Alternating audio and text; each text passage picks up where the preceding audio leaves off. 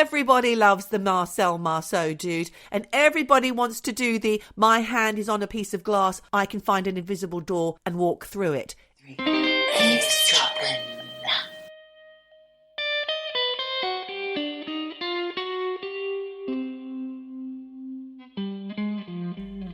Hello, Michelle. Geordie, hello. What's happening in Gownland? Robeland. It's the recording robe. I'm back in the recording robe because it's now a tradition. I guess. And you have run a little brush through that mop, haven't you? Oh, yeah, but I've still got the boof. Embrace the boof, Michelle. Hi, everybody out there. We are your weekly dose of comedy storytelling, and it's Eavesdroppin, the podcast, and I'm Geordie. And I'm Michelle. I'm the one with the boof. I'm the one without the boof today, anyway. There has been buffs in my life, but just not at the moment. And you're eavesdropping on us, which makes you an eavesdropper. We allow it. We're allowing that. Yes, we do. Yeah. We don't mind. Please continue. Yes, and thank you for eavesdropping on us. And thanks to all our Patreon supporters. We've had a few new ones drop in, which is wonderful. Oh, welcome. Welcome to our Patreon. There's some lovely things coming up in March. Yes, so thank you to all our lovely Patreon supporters. Very excited you're joining us over there. And also just wanted to remind everybody that the way we get found is when you rate us. Oh, that's a good idea. Do rate. Rate in a nice way, though, please. Yeah, give us 5. Don't give us a 1. All the stars. All the stars, All the please. stars. But the thing is, too, apparently you need to write something. Oh. As well, even if you just write, great stuff, girls. Very good. Thanking you or whatever. Otherwise, if you just do 5 stars, they think you're a bot. You need to be a bit human. Greetings of the day. Don't say that, because that will make you sound like a Nigerian prince. No offence, but you know, scams. There was an episode about that. Indeed. So, what's been happening, Geordie? Anything exciting? Nothing much, Michelle. As you can probably hear, I'm still a little bit under the weather. Oh, I do have something to say. I did a little research after our Valentine's Day episode 2 weeks ago. I got confused when I was talking about Claudius the Cruel, and you said, oh, is that like I, Claudius? Baby-eating monster. Which I haven't seen. It looks really good. It's got that actor, Derek... What's his name? Derek Jacobi, who is a Shakespearean actor in it. Did you think it looked good? Because I linked that up on the show notes. I did. Did you? Turns out it's from the 70s. Yeah, it's from the 70s. Classic. Well, yes, but it looks like a play that's been filmed. Well, I like that. Oh, do you? I like that, yes. I got confused with Up Pompeii, starring Frankie Howard, with his catchline, Titter ye not, and others. It was a comedy based in, obviously, Pompeii, just before the volcano. I seem to remember it from my childhood. I certainly don't remember I, Claudius, from my childhood. Thank God, that would be scarring. No, that would be scarring. It was quite shocking at the time. I mean, I think they really did rip an unborn baby out of someone's stomach. Ew! Yeah, it was very intense at the time. Well, did you see that? Where did you find that fact Oh, out? no, I think it was one of those things everyone talked about. Jen was telling you. Yeah. Oh, Jen watched Flowers in the Attic. Jen was on to all the stuff. Really harsh stuff. She likes it rough. Sorry, Jen. Geordie. Well, she sat quite happily through all those dodgy scenes in Saltburn. Oh, yeah, they didn't even touch the sides. But speaking of films and scarring children, I had a conversation with my family last night. We're working through this film list that my friend and neighbour Rich passed on from his teen, who's a bit older than my teen. And I'm just wondering, as you know, I allowed my daughter to watch, and son to watch, Sixth Sense, which I think is okay. But what else is there? Something that's going to appeal to my daughter's sense of gory, because she's just done all the Scream films, which is horrific. Yeah. And so I'm trying to find another alternative, really. I thought The Others, starring Nicole Kidman. It's spooky. I haven't seen it. I like things with a twist as well. There's a twist. Okay. I don't have any recs for you. Can't think of any that are suitable for children. I thought if they liked The Sixth Sense, they could now watch Signs, which is the only other good film from M. Night Shyamalan. But it's actually really scary. Right. Because I was thinking more 80s classics. Like? Ferris Porky's. Bueller's Day Off. Well, we Fuck's did sake. Breakfast Club, and it didn't stand the test of time. It was a little dull. Was it 16 Candles? No, that's going to be even more dull, I You think? I don't know. Some things are of a time, aren't they? They don't travel well. I did watch Stand By Me, which is one of those classic coming-of-age films. That's a good one. A little slow. See, if it's too slow, I'll lose the younger audience, my children, basically. So I thought Kill Bill, maybe? Are you fucking joking? For your under 16s? Yeah. No? Oh, no. Okay. No, they need to be a little older before they watch right. that, I think. Dusk Till Dawn. I mean, I'm telling you, my children love gore. Yes, but Kill Bill, from what I remember, there was a really shocking scene, and maybe I'm getting my Tarantinos mixed up. Is it the Vaseline in the beginning when she's in a coma? Yes. Yes. Well, that was the one scene that my eldest child said perhaps not because of that, but maybe they won't notice the Vaseline and won't know what it's for. I'm sorry, but it's actually very graphic. This nurse is raping a coma victim. Yeah, no, maybe we don't show that. I think that's a little much. Okay. Right. I can't remember all the details, so that's why. Forgive me, people, and don't judge me. Awkward. Orcs! Okay, 2 things have happened this week that have shone a light on the good and the not so good of the community. Let me explain. First of all, my husband dropped his phone, not just in the supermarket, but on the ground outside it. Because we get these electric bikes and you have to flash it. You have to take a picture of it when you've parked it. And he somehow just left his phone lying on the ground. But we didn't know that. Right. By the time we realised it was gone, we had called it a few times and then it went dead. And I just assumed it's in the house. It's always in the house.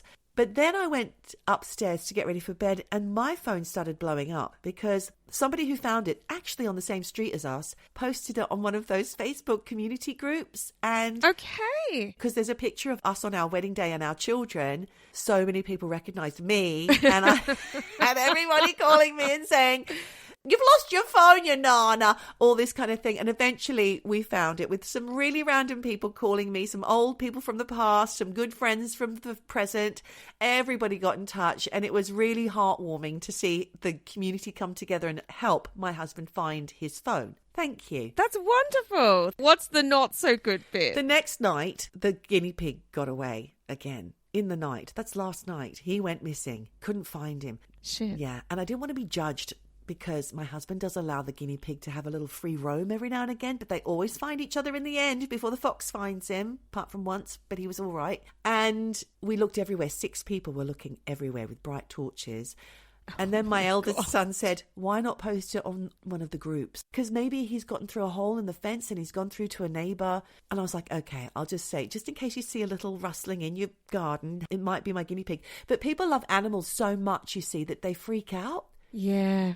And they say things like that, guinea pig's not going to last very long out there, which was shocking enough when you're worried about a guinea pig lost in your garden with a fox roaming. Luckily enough, we did find him in the end. I got a bit snarky on the WhatsApp group, but in the end, it was all happy days and they found each other, my husband and his guinea pig. I was thinking that you were getting some poor parenting jabs for being a poor guinea pig parent. Yeah, it felt like that. Maybe I was just being a little defensive, but it wasn't in the end. It was all good. Yeah. Well, okay, the guinea pigs are the back. dangers of the internet, people. That's all I can say. And the dangers of letting a guinea pig just roam free in the garden at dusk. Yes. Don't do that, husband.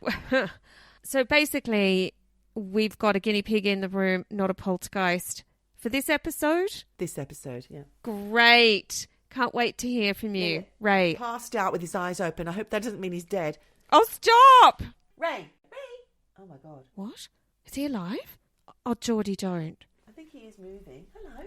We can't have a He's death fine. on pod. He's fine. Oh, No, he's thank fine. God. Okay.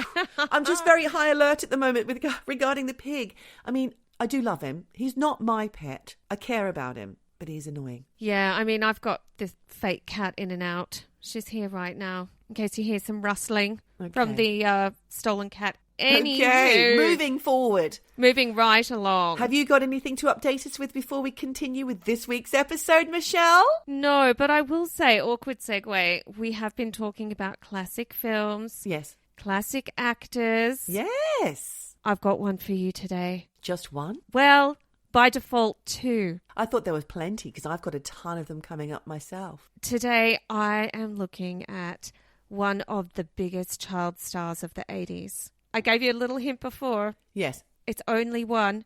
It's one of the Coreys. The Coreys. Which one? Corey Haim. Anyone who's watched The Goonies will know what we're talking about. Anyone who hasn't, born after 1980, may not know. Well, to be fair, Corey Haim was not in The Goonies. It was Corey Feldman. Right. Which one's which? Okay, so for anyone who even remembers the two Coreys and get them mixed up, Corey Haim was the Lost Boys. blonde, blue-eyed one. Blonde? I thought they were both brown-haired. It's light, sandy blonde, much blonder when he was younger. And Corey Feldman was the dark-haired, maybe not so hot one. I agree with that. So is that why you were watching Stand By Me? Are they both in that? And River Phoenix? I was watching Stand By Me because I was doing some research for a future episode on River Phoenix. And Corey Feldman was in that, not Corey Haim. Feldman, the dark-haired, not hot one. That's a hot. Yeah, I'm sure he's loving that description. He's still alive, isn't he? Yes, Feldman is still alive, Yes. and I'm telling you, the looks went downhill. Oh. These child stars, you know, they're gorgeous when they're young. They're not late bloomers. They're early bloomers. Depends how much money you make and how much you can enhance your looks, I suppose. Yes and no. I think you just got it or you don't. Okay. But look, going back to the two Coreys, they starred in loads of hit movies, separately and together, including, as you mentioned, iconic horror film from the 80s, The Lost Boys. They were in that together, weren't they? They were bezies. Yes. And comedy License to Drive with Heather Graham. Didn't see that. It was huge at the time. It was one of those films that the critics panned it. It's not for the critics. It's for the kids. And the kids loved it. And like so many child actors, Corey Haim lost his way, was pulled into a life of addiction, drugs, that basically saw his career go down the toilet. It's quite tragic, isn't it? Yeah, his life did end in tragic circumstances. So spoiler if you did not know, Corey Haim was dead. I'm going to give you a few Corey facts on Corey Haim. Born December 23, 1971, in Toronto. Canadian. I did not know he was Canadian. I always thought he was just American. And another fact I did not know, he's Jewish. Yeah. And his Hebrew name was Yehuda. Well, I imagine because Haim is a Jewish name, isn't it? Yeah. Haim. I guess when you're a kid, you just think it's Haim. Yeah. Like Haim. I don't know. Anyway.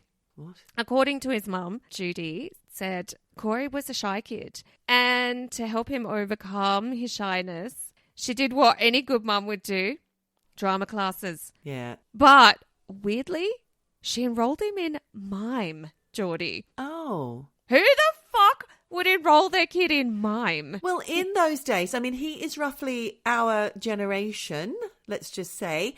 Mime was big as school children. I remember Marcel Marceau, those little Pierrot dolls. Well, I was going to say no one likes a fucking Marcel Marceau dude. Doing all those hands and pretending. Everybody loves the Marcel Marceau dude. No one and loves everybody the wants Marcel to do Marceau. the, my hand is on a piece of glass, I can find an invisible door and walk through it. Everybody fucking loves that, Michelle. I beg to differ. First point of contention. What about the one where he's running against the wind? That's a good one. I hate that shit. I like to do, I'm going down an escalator on the other side of a window. Oh, I do that all the time to Andreas, actually. If he's on a train and I'm like going down, it always gets a smile. The reluctant smile. Then we have tears because we're leaving each other. But also too, Geordie, how the fuck is mime going to help you overcome shyness? It's, you know, a different way of expressing yourself. If you can't find your voice, it makes sense to me. All right. Shut me down. No, I haven't shut you down exactly. I'm just seeing it from the other side. Okay, well done. All right. So we shouldn't hate Judy for that. There's more things we're not going to like Judy for. Oh. Yeah. Soz Jude. Soz Jude. Corey did not set out to have an acting career, and instead, he was actually spotted when he went with his sister, Carrie, to an audition. And if you were Carrie, you'd be fucking pissed off because you'd be like, annoying. This is my thing. Piss off. Exactly. My stupid, annoying little brother. I mean, that happened to me, actually, Michelle. What? Yes, there was a film that was made in my hometown with actor of the day, John Hargreaves from Australia. Okay. And I was in the drama group, as you may know. I was in the local amateur theatre group. I was the youngest member. Amdram. I was, absolutely smashing it at this point. I was about 15. And what was the film? The guy who played Alf in Home and Away. Oh. He was the father of 3 children. Everybody had to have a 50s look about them. I turned up to audition. Unfortunately, I was going through my goth stage, so I had black hair and it was shaved on one side, so I didn't get a part. Everybody in the fucking town got a part as an extra because it was all being filmed in Durras and all around where I grew up. So a lot of my friends were in this bloody film. Guess who got a non-speaking but close-ups and a major part? My stupid little brother. I bet he would have been brilliant, actually. I can imagine he would have been really good. He was the eldest of the 3 sons of Alf. It was called... What was it called? A Place at the Coast. It's going to say not an Australian classic, but we could look it up on Not a IMDb. classic. Maybe I'll see if Shelley Show Notes can link that up. Yeah, poor old Carrie Haim. She didn't get the roles. But her brother, who was just hanging around, got roles he didn't even audition for. Pretty soon, 1981, age of 10, he was doing commercials and then went on to his first TV role as Larry in the Canadian children's educational comedy TV show, The Edison Twins. Never heard of it. 84, he got his first proper role in a proper film called Firstborn as a kid whose violent stepdad is tearing his family apart. Oh, God. The violent stepdad was played by an actor called Peter Weller. I don't know who he is. RoboCop. Is that who he is? It could be, yes. Or Terminator or something. No, RoboCop. And look, Corey, at the end of a scene that they'd done together on the first day of shooting, went up to him and was like, hey, man, good job, good scene. Peter Weller fucking beat Corey Haim up. What? Threw him against the wall and said, don't ever speak to me again after a take. Oh, my God. 3 assistants had to pull this guy off Corey Haim. How old was the Corey? kid is 10. Oh, he's 10. My fucking God. That's it's disgusting. Fucking assault. It's fucked. And Corey later admitted that he was terrified by the experience. Yes. And afterwards, Peter Weller kind of went, oh, yeah, sorry, I was in character doing method acting. What a dick. Pretty scarring. It's your first big film. Shameful. And you get the shit beaten out of you. More than that, age 10, this is, at the wrap party for the movie, Corey says he remembers seeing his mum and dad getting flirty and dirty with other people at the party. Dancing with other people. His mum's probably fucking grinding on some dude from the crew. I don't know. Freaked him out. He was crying. Oh. And his 2 co-stars, who were Sarah Jessica Parker and Robert Downey Jr., who were going out at the time, they kind of looked after him. He's crying, seeing his parents, being all flirty with other people. And then Robert Downey Jr. said, forget this shit. You're coming to live with me. Wow. Which is nice, but... Except for his drug problems. Exactly. Yeah. And apparently he did for a little bit. And it turns out the reason his parents were acting like absolute shits at his first movie wrap party was that they were getting a divorce but hadn't bothered to tell him. So poor little 10-year-old Corey, beaten up, sees his parents. It's not a good start. But look, despite all this, Corey Haim was hot shit.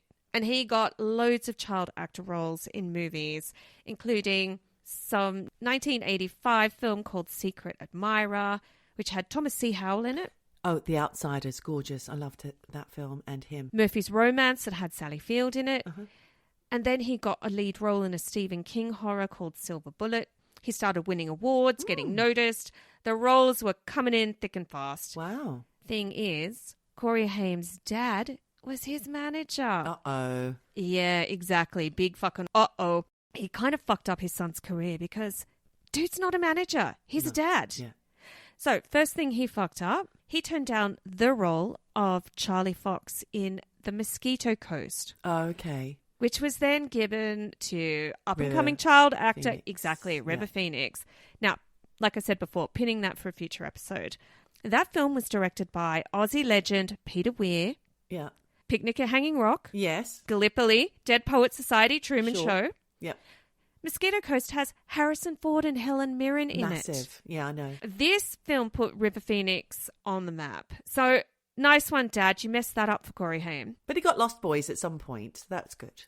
Yeah, but another thing his dad turned down was River Phoenix's character in Stand By Me, which we just talked about. He actually got the part. He had the part, and his dad said, no, he's going to do a film called Lucas. And look, it's actually heartbreaking to think because Corey Haim's career is a bit of a joke. But if only his dad had had the instinct to say yes to the right movies, he could have been in some of the most iconic films of the last century. Right. And things maybe could have gone differently. But I guess that said, didn't go so well for River Phoenix, who got those parts. Yeah. But look, his success did come, and his big break did come in 86 when he starred with some girl called Kerry Green, don't know her, Charlie Sheen and Winona Ryder in that film Lucas that I just mentioned. He played Lucas. I don't know the film, but apparently it is a coming-of-age story about an uncool kid who falls in love with the popular cheerleader girl. So after Lucas, Corey Haim moves to LA, stars in some shit TV series called Roomies. He's 16 at this point. And then in 1987, everything changes for him when he plays Sam Emerson, teenage vampire hunter in Joel Schumacher's The Lost Boys. Yeah, great film. I might pop that on the list for the kids. Yes. Yeah, see if it holds up because I haven't rewatched that. Jason Patric, Kiefer Sutherland, Jamie Gertz, Corey Feldman. Yeah. All of them became household names after that film. And that's when the whole two Coreys idea was born. Right. And it is a classic. Just like that, overnight, these two Coreys became the highest paying teen actors and stars of the 80s. Uh-huh. Then came License to Drive, which again starred the two Coreys and Heather Graham. Corey Haim plays the lead role of Les, who can't get the girls because he doesn't have a car. Right. Basic premise, right? And apparently on the set, the two Coreys got up to loads of naughty stuff, lots of drugs. This really was the peak of Corey Haim's success. But with all the drugs and other fucked up shit going on, it actually was the beginning of the downward spiral for him. And in fact, he did say later in life that License to Drive was his, quote, breaking point for becoming addicted to drugs. After doing some crap films and getting more and more into drugs, he went into rehab in 1989. He's 17. Right. That's so young. Yeah. And from then, his career just nosedived, Geordie. So in 1990, he co-starred with Patricia Arquette in a sci-fi film called Prayer of the Roller Boys. Crap. His fans started to lose interest. He just started desperately taking any roles he could just to get money. And most of these films were straight-to-video movies.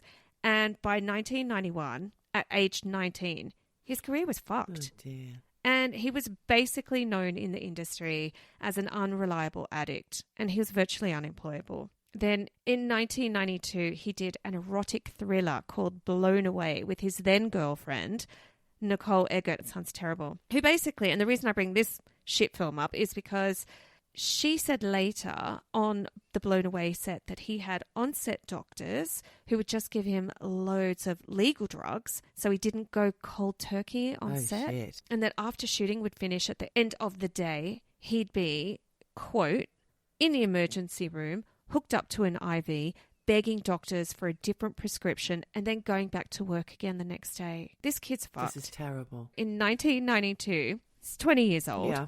His business manager scammed him out of basically all of his earnings. Oh, no. Then in 92, and he's still only 20 at this point, he had to go back and live with his mum, Judy Haim. Then in 94, when no movies were coming, the roles were not happening for him, he decided he wanted a pop career. So he went to Mannheim in Germany to record a Euro house album, make some funky German music. And of course, that career did not happen, and he went back to doing Z-list movies that, again, went straight to Betamax. That's a shame. Yeah, the drug habit got worse, and he actually got sued and nearly went bankrupt. Not that he had any money, because he pulled out of doing a film called Paradise Bar in 96. And at this point, no one in Hollywood would touch him, and his roles dried up. There were a few shit films coming, but he was on his ass. No.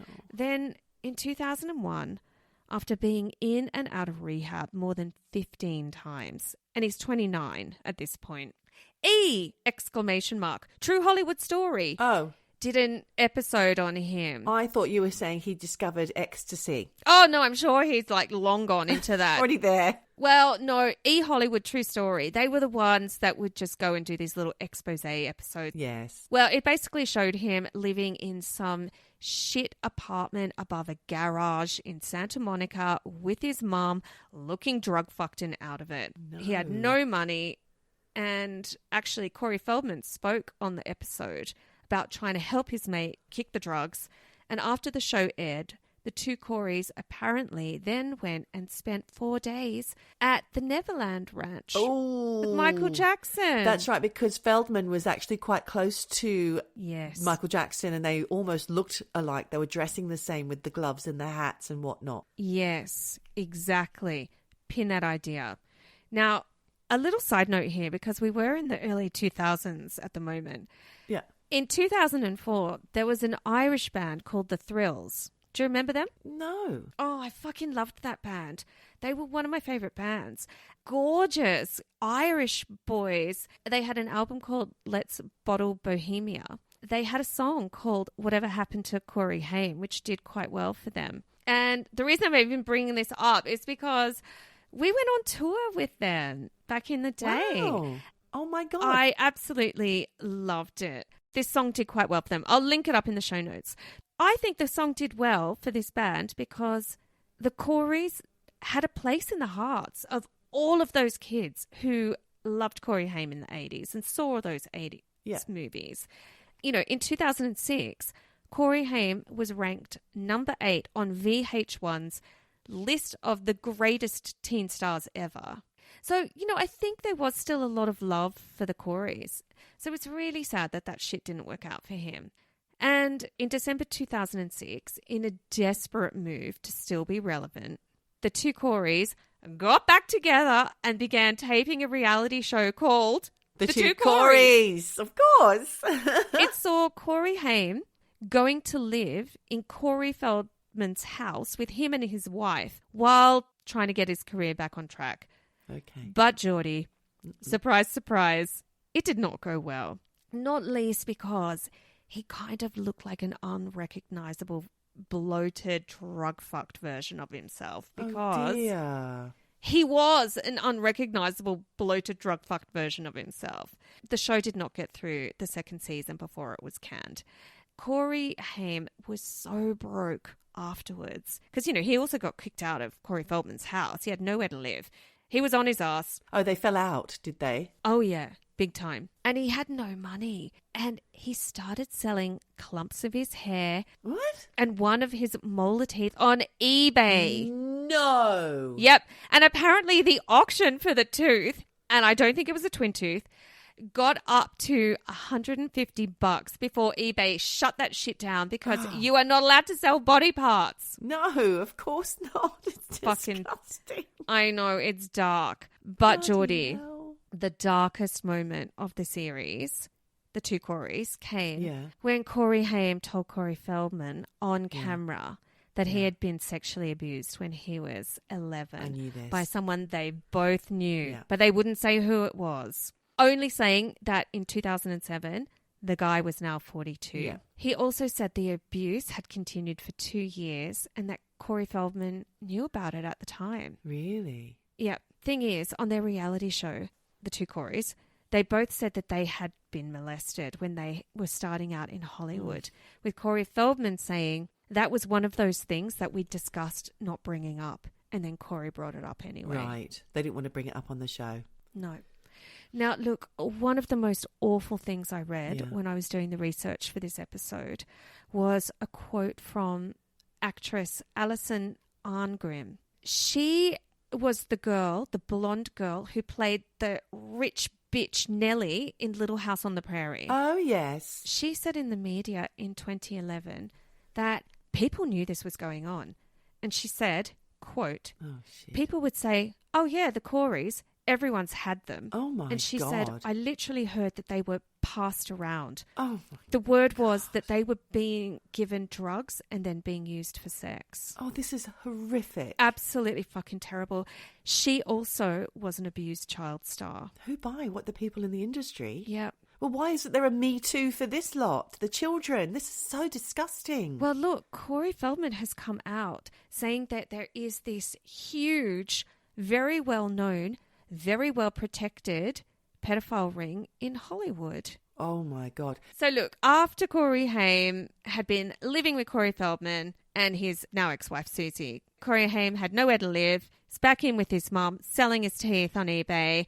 His mum had breast cancer at the time, and everything about that sentence is so depressing. And then on March 10, 2010, Judy Haim makes a 911 call that you can find this 911 call all over the internet. It's out there. At the age of 38, Corey Haim died in his mother's home. Now, initially, the LAPD said he died from an accidental overdose. And this was because they found shitloads of bottles of Valium, Vicodin, Soma, which is apparently a muscle relaxant, and some antipsychotic drug. And look, in the month before he died, Corey Haim had been doctor shopping using fake names to get 553 prescription pills for Valium, Vicodin, Xanax, Soma. And it was later ruled, actually, that his death was not due to an accidental overdose, but pneumonia, which I think sounds really fucking sus. I find it really sad. I mean, here we are on a podcast talking about it, sure, but I find it so sad that this poor chap has had his entire life, his mental health struggles, his substance abuse struggles, and his death all out there. You can live along with him. You can listen to the 911 call. You can, oh my God, you can watch his friendship falls apart on his reality show. I find it so upsetting. But this is the life of child stars.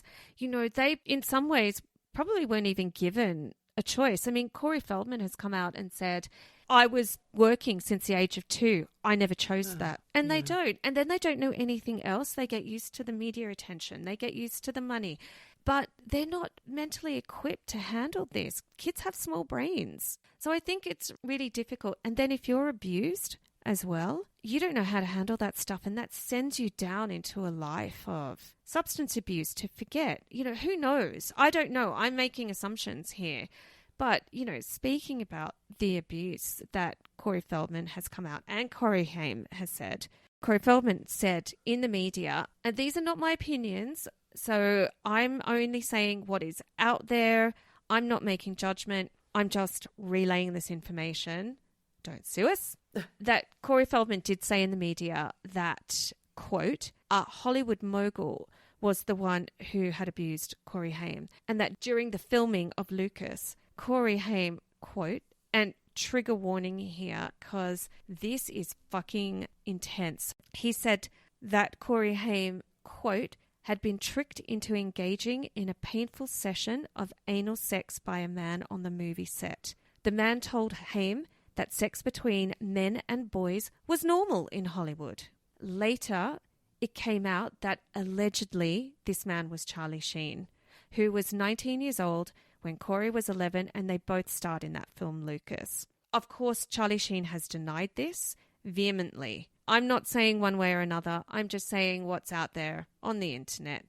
Now, Corey Haim's mum has come out saying it's bullshit. It's not Charlie Sheen. It's just Corey Feldman trying to sell books off the back of Corey Haim's pain. Wow. In 2017, she did an interview on the Dr. Oz show where she said it wasn't Charlie Sheen who abused her son. It was a guy called Dominic Brasher who died in 2018. And she said he was the one that sexually abused Corey. But also she was kind of weird about it, Geordie, because she said this guy, Dominic Brasher, was like 30 years old at the time. And he moved next door to them. Oh, God. And one day when Corey was 13, Corey Haim calls his mum and is like, Mum, please come and get me. This guy Dominic won't get off from on top of me. This guy Dominic Brasher was kind of abusing him. And then the mum says, listen, it wasn't rape. It was just kind of fondling and stuff. Oh, my God.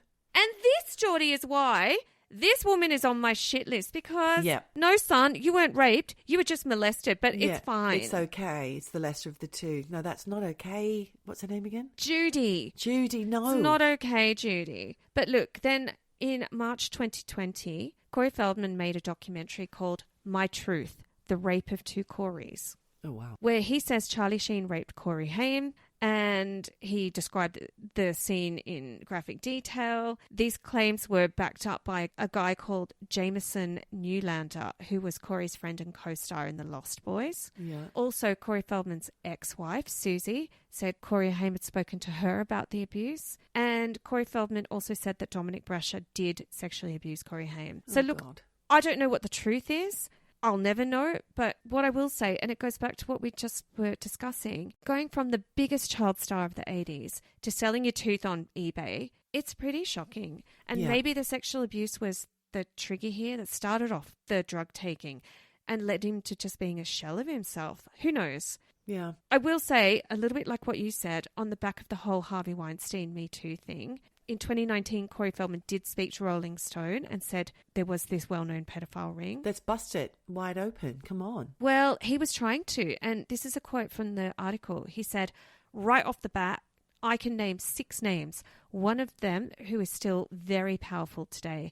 Oh, and God. it's a studio that links all the way up to studios and connects pedophilia to one of the major studios. Oh, God. And then he said of his friend, and this is a quote, nobody knows what it feels like to constantly console somebody whose life has been ruined by rape unless you've been there. Yeah. Holding them when they cry, bringing them back to life over and over, stopping them from walking around with a knife. I didn't ask for this. I didn't ask to tell his story.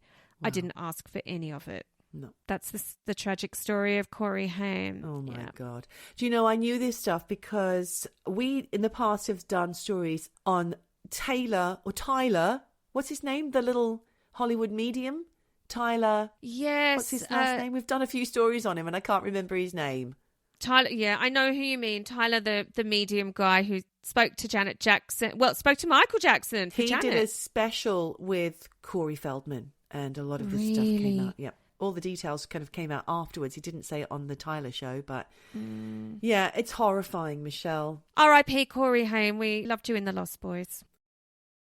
How real is real life? Not as real as you. Go and get real. Get real. It's an eavesdropping, Judy, Johnny time. Real life. It's an eavesdropping, Judy, Johnny time. Real life.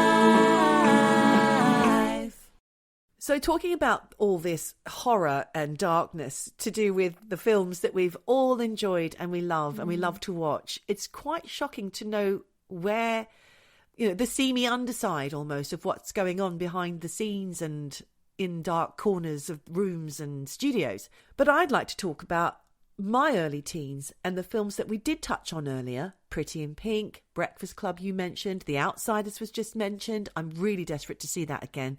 I adored the book. I read it front to back so many times. That was Matt Dillon, right, as well? Matt Dillon, C. Thomas Howell, Patrick Swayze, Rob Lowe, Tom Cruise. Classic all of 80s them. cast. Ralph Macchio, they were all in it. Basically, that group of actors were known as the Brat Pack. And this was a term coined by New York journalist David Bloom in 1985.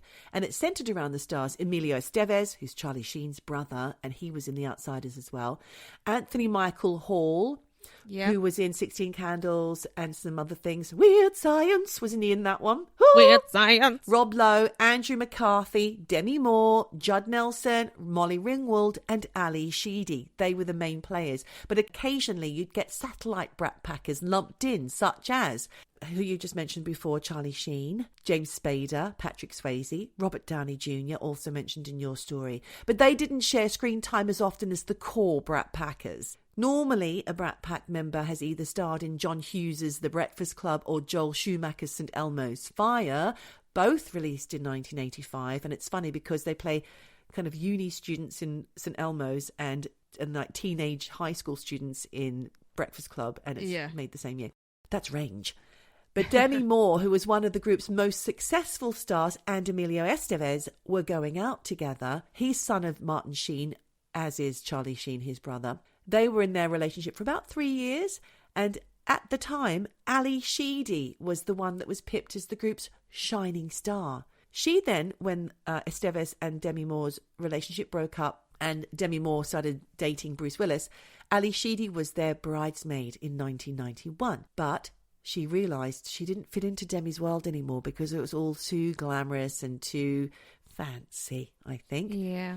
And she wasn't really chuffed about Moore's newfound status as a sex symbol either, particularly after the film Striptease, because Ali Sheedy had been struggling with bulimia due to the pressure put on her to look a certain way as a young star. Right. But then she became addicted to sleeping pills, and it was actually Demi Moore who staged an intervention in 1989 and helped Ali get off them.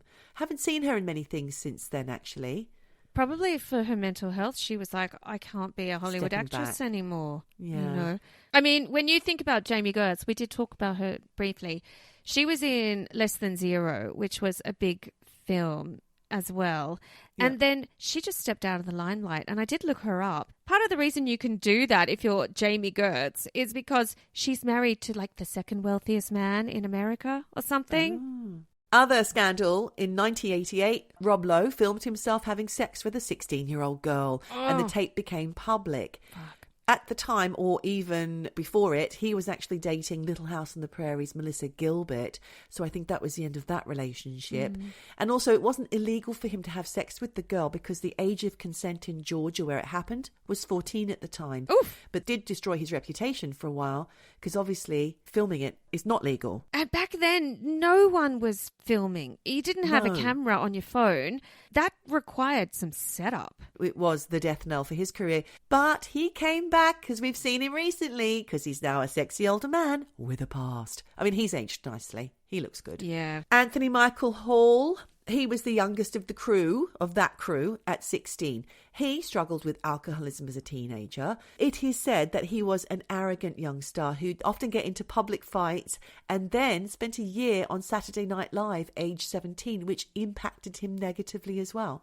Looking back in an interview with The Independent in 2021 regarding his sudden rise to fame and the effect it had on him as a teenager, he said, "Fame was off-putting and kind of scary. When celebrity hits you, all of a sudden, people are staring at you and looking at you in odd ways.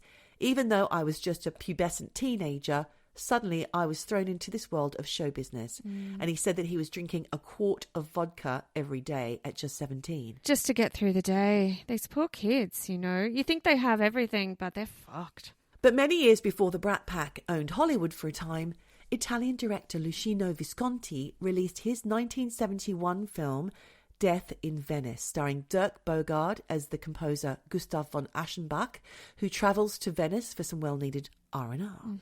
I've not seen this film, but I have heard a lot about it. And in fact, this story was suggested by listener Safka. Thank you, Safka, for bringing it onto my radar. While on the break, this composer, he spots this beautiful boy in a sailor suit called Tadzio and becomes enamoured. And the actor playing Tadzio was a 14-year-old Swedish guy called Björn Andrésen, who suddenly became a star and an icon thanks to his ethereal beauty and the lascivious nature of the film. Gay icon or? Well, yeah, for sure. And girls. Girls loved him, guys loved him. He was beautiful. Still is quite attractive, I find. In an interview with The Guardian, with interviewer Ryan Gilbey, he's described now as looking more like Gandalf at age 66, with a long white beard and long white hair. Film historian Lawrence J. Quirk said that some of the shots from Death in Venice could be taken out of the frame and hung in the Louvre or the Vatican. They were so beautiful, and him like a Botticelli angel. Wow. He didn't say that, I just said that. Bjorn says himself that he felt the film had screwed up his life quite decently. Right. Because how old was he again? He was 14, 15, I think. 15, 14 at the time. He says, "When I watch it now, I see how that son of a bitch sexualized me." Visconti. Was it Visconti? Visconti, yeah. When the film came out, the rumours in the United States were that Andrésen was gay because in the film he had to exchange romantic glances with Dirk Bogarde, and on another occasion he had to be kissed and caressed by another teenage boy. Awkward. Yeah. But Andrésen denies this.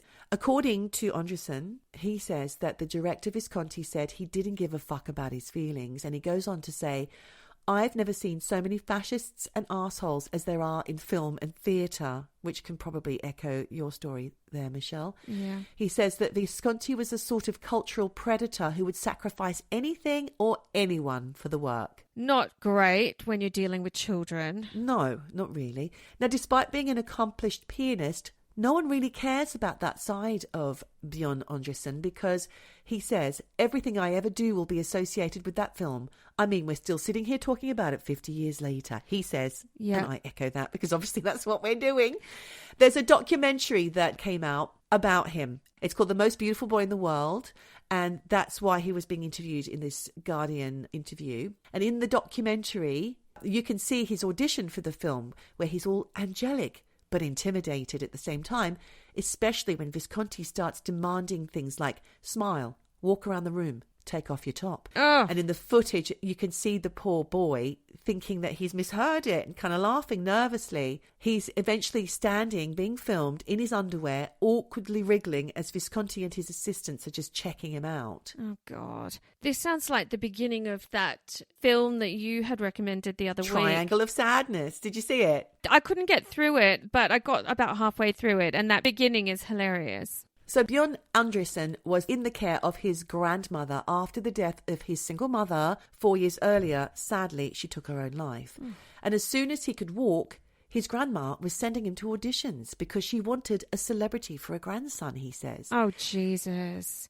That's not good. I thought Granny would have a bit more care for the kid. Well, who knows what people's lives are like. Yeah. He'd already appeared in Roy Andersson's 1970 debut, A Swedish Love Story, and he is a very famous art house Swedish director. You may have heard of him, or your partner may have heard of him, and you may even know one of his films, which is called A Pigeon Sat on a Branch Reflecting on His Existence. No, I don't, but it sounds exciting. I'll have to ask Does, Andreas. When the Death in Venice part came up, he originally thought it sounded like a cool summer job, but it turned out to be very lonely because Visconti wanted the crew to keep away from him, keep their hands off the boy, keep him pristine. But at the end of every shoot, Visconti would drag him off to gay clubs after filming. What?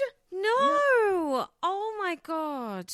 This is fucked. In Dirk Bogart's memoir in 1983, An Orderly Man, he said of Björn, he had an almost mystic beauty, and in order to maintain his purity, the director had imposed certain rules on him. He was never allowed to go into the sun, kick a football about with his companions, swim in the polluted sea, or do anything which might have given him the smallest degree of pleasure, and he suffered it all splendidly. Wow, so he just took it on the chin. Is Dirk Bogart still alive? No. No, okay. At the film's London premiere, young Andrésen met the Queen and Princess Anne. Then at Cannes Film Festival, he was mobbed, which he describes as being swarmed by bats, and he didn't like that very much at all. The directors of the documentary, Beautiful Boy in the World, Christina Lindström and Christian Petri, said that the footage from the Cannes press conference revealed some underlying ickiness. They said the press conference contained journalists who were laughing along with Visconti as he joked about Andrésen losing his looks. And the documentary directors said there was no compassion or empathy. He had the feeling of being used, and he was packaged as an object. Yeah, that's not nice, is it? This guy sounds like a complete dick. He's on the shit list too. Yeah. In 2003, Germaine Greer, the feminist writer, Australian feminist writer, released a book called The Beautiful Boy. And without his permission, which he was really annoyed about, she used his image on the front cover. But actually, she got permission from David Bailey, who took the picture. Right, okay. The book was all about the youthful male face and form, from history to the present day, from paintings, drawings and photographs. And it had inside the book people such as Elvis, Boy George, Kurt Cobain, Jim Morrison, Cupid. And the whole thing was a subject of controversy because of the cover photo and the topic matter, which some felt was paedophilic. Oh, look, I think it's hard to discuss these things without people making those connections, because when you talk about, young boys, being beautiful, all of that stuff, it just goes hand in hand. So poor old Björn himself said he struggled at school in the wake of the film's release, and he'd often be taunted by other kids saying things like, "Hi there, angel lips." And he didn't really enjoy the beautiful tag. And he himself said, "When you snap your fingers and you've got 10 chicks running after you, there's no need to learn any social skills for dealing with the opposite sex." Right. So he went to Japan for a little while, recorded pop songs, was in ads, loads of hysteria for him out there, akin to the Beatles' arrival in the US. Wow. And in order to cope with the punishing schedule, he was plied with pills, much like your Corys. Yeah. Then there was a regrettable period for him in his 20s when he was in Paris on the promise of an acting job, and he was put up in a hotel at the behest of an older man. He'd be showered with gifts, dinners from male admirers, and one composed love poems in his honour. And in the documentary, they didn't go in too deep about his Paris years. He didn't want to really go there because he says out of his entire life, that was his regretful time. Yeah, that's his low point. He felt as if he had an overdose of fame 50 years before, but he was happy for the documentary makers to follow him around for 6 years in order to make this film. And they felt it was because he wanted to take back some of the power and control he felt he was lacking as a teen. He now lives in Stockholm, has a daughter that was born in 1984 to his ex-wife, who was a poet called Susanna Roman. They did have another child who tragically died of sudden infant death syndrome at 9 months of age. And then he suffered a lengthy bout of depression in the wake of his son's death. He's now grandfather to 2 and still acting, despite being reluctant. He was in Midsummer. Did you see that? I haven't seen it. No, it's on our radar. No, you don't need to see it. He's one of the elderly people who, I won't say what happens, but he's one of the elderly people in it. Okay. And he's also been in Wallander and Jordskott as well, which was a weird kind of supernatural detective series that I did watch. Very odd. That was out in 2015. And to me, he is similar in looks to Leif Garrett. Remember him? He was around in the 70s. Okay. Teen sensation. He started acting also at age 5, and then in the 70s he became a pin-up after the film Skateboard, and then he had a pop career doing surfer covers like The Wanderer and Run Around Sue. He's all golden haired and topless. I Was Made for Dancing. Ha ha ha all night long. Do you remember that song? That was I do, but I can't remember the words. I was made for dancing. He's also in The Outsiders, which I've mentioned about 5 times now. And he started using drugs when he was 14. Well, I won't go into it because that's a story for another time. Basically, Michelle, I think this episode has taught us that it may not always work out for child actors and child stars. Even poor old Nellie from Little House on the Prairie, that was shocking when you said that. And I looked back at some to see if there were any success stories. Well, obviously they're successful now, but what did they have to go through to get there? But you've got Jodie Foster, who seems quite well adjusted. Kurt Russell, also. Jason Bateman, Ron Howard. But then there are a few that didn't turn out okay.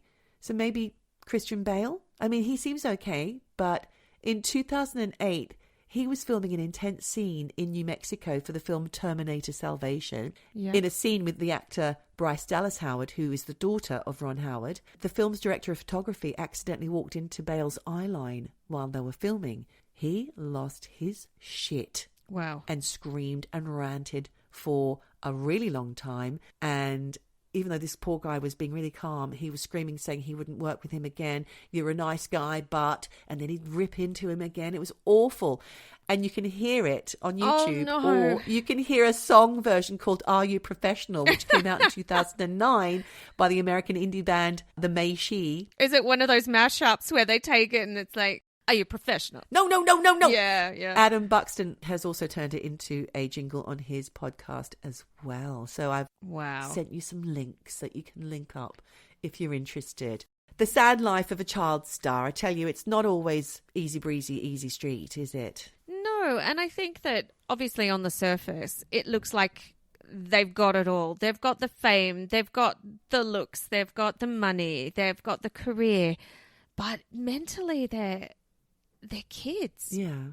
I just don't think their brains have developed enough for them to be able to handle the pressure. They need their parent or guardian to be really well adjusted and in it for the right reasons. Yes.